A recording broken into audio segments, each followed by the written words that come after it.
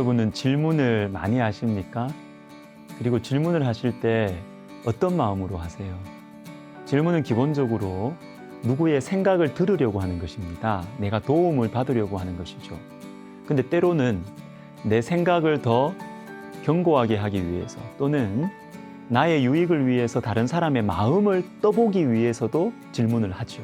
그러므로 질문 속에는 그 사람의 인격과 신앙이 드러납니다. 나는 어떤 마음으로 질문을 하고 있을까요?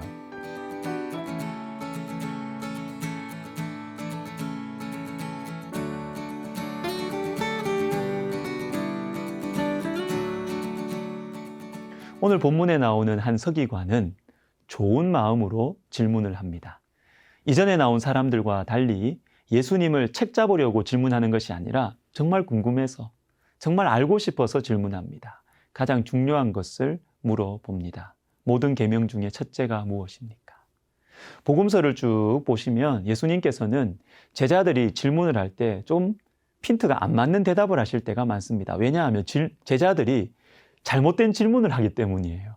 예를 들어서 우리가 주님의 좌우편에 앉게 해주십시오. 그때 주님 대답하세요. 내가 마시는 잔을 마실 수 있느냐? 예스, 노가 아니에요. 이 사람이 죽지 않습니까? 베드로가 물었을 때 주님이 어떻게 대답하십니까? 그건 생각하지 말고 너는 나를 따르라. 질문이 잘못된 것이죠. 근데 예수님께서 제자들이 질문하는 것을 그대로 받아서 대답해 주신 경우가 있습니다. 기도를 가르쳐 주십시오. 이렇게 요구할 때입니다. 누가복음 11장에 예수께서 한 곳에서 기도하시고 마치심에 제자 중 하나가 여짜오되 주여 요한이 자기 제자들에게 기도를 가르친 것과 같이 우리에게도 가르쳐 주옵소서. 예수께서 이르시되 너희는 기도할 때에 이렇게 하라. 아버지여 이름이 거룩히 여김을 받으시오며 나라가 임하시오며. 제자들 질문에 대해서 그대로 답을 해주세요. 기도를 가르쳐 달라는 질문을 했을 때 예수님께서는 기도의 교과서인 주기도문을 가르쳐 주셨던 것입니다.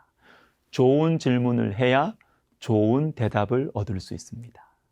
자, 배철현 교수님이란 분이 쓰신 신의 위대한 질문이라는 책에 보면 이런 내용이 있습니다. 질문은 이 단계에서 다음 단계로 넘어가기 위한 문지방이며 미지의 세계로 진입하게 해주는 안내자다. 질문은 지금껏 매달려온 신념이나 편견을 넘어 낯선 시간과 장소에서 마주하는 진실한 자신을 찾기 위해 통과해야만 하는 문이다. 이 같은 질문에는 마력이 존재한다. 질문이 중요하다는 것이죠. 좋은 질문을 해야 하겠습니다. 여러분, 우리의 질문들은 어떠합니까? 상대방의 말을 들으려고 하는 것이 질문인데 내 욕심을 채우고 내 의견을 더욱 견고하게 하려고 질문하지는 않습니까? 그래서 여러분, 질문은 기본적으로 겸손의 표현이에요. 정말 몰라서 던지는 질문, 정말로 도움을 받고 싶어서 던지는 질문, 그리고 정말로 나를 좀 가르쳐 주시고 인도해 주시기를 바라는 마음에서 던지는 진실한 질문을 해야 하겠습니다. 진지하고 진실한 마음으로 예수님을 대하는 이 서기관이 무엇을 질문하고 있습니까? 모든 계명 중에 첫째가 무엇입니까? 이제까지 예수님께 나와왔던 서기관들과 바리새인들은 주변적인 것들을 질문했어요. 예수님을 궁지에 빠뜨리기 위해서. 그런데 이 사람은 제일 중요한 계명이 무엇인지를 묻습니다. 제일 중요한 것, 이 한 가지가 무엇입니까? 여러분, 왜 제일 중요한 것 하나만 알려달라고 질문할까요? 저와 여러분은 언제 제일 중요한 것 하나만 가르쳐달라고 질문합니까?